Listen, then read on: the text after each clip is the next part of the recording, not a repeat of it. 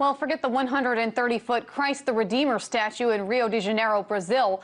Atheists, agnostics, and other non-believers across the country now have a monument of their own to adore. Or rather, it's a celebration of secularism, according to the American Atheist group, which just wrapped up a year-long court battle this past week. The lawsuit demands for a local Christian group to remove its monument of the 10 Commandments from a local park outside the Bradford County Courthouse in Stark, Florida. A settlement, however, allows that that monument that you see right there to stand alongside that 10 Commandments monument. This one was built by the Atheist group. It's a 5-foot-long gray granite bench that features secular quotes from the Founding Fathers. Joining me now to detail the lawsuit and the new monument in more depth is David Muscato. He is the American Atheist Organization spokesperson. Hi there, David. Thank you so much for joining me. I just gave a brief description of that bench. Can you describe it in a little more detail? Sure. Well, like you said, it's 5 feet long. It's granite, gray.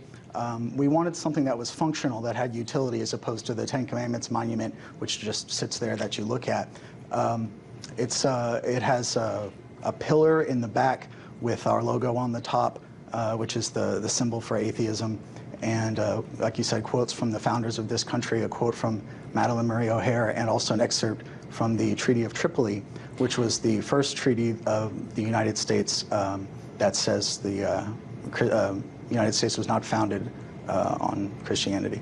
Now, David, there are thousands of religious monuments across the country and around the world.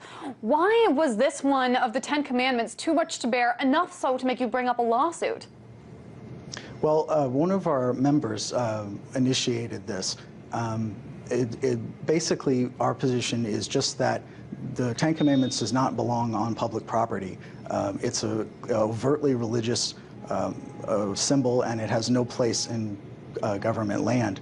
And really, this was just where we started. It could have been anywhere. It just happened to be Stark, Florida.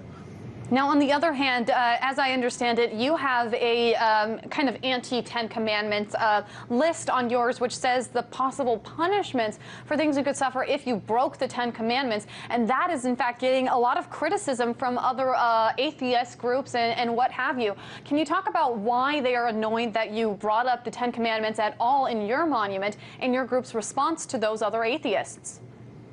Well, some people feel that by bringing the Bible into our monument, we're making this an anti-religious monument, as opposed to a monument about secularism or celebrating secularism.